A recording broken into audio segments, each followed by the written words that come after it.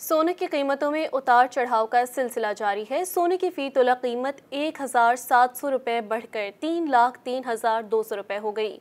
सरकारी खबर रसाई इदारे APP की रिपोर्ट के मुताबिक all Pakistan James and jewellers association ने बताया कि मुल्क भर में 24 कैरात फी तोला सोना 1,700 रुपये महंगा हो गया, जिससे इसकी कीमत 3,03,200 रुपये हो गई।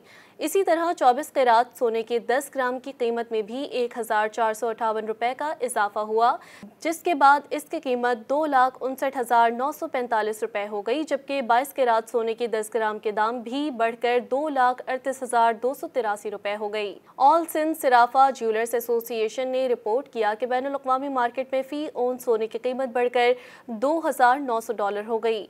इससे कबल 15 फरवरी को फी तोला खालिस सोने की कीमत 4,700 रुपये तनज़्ज़ुली से 3,01,500 रुपये हो गई थी।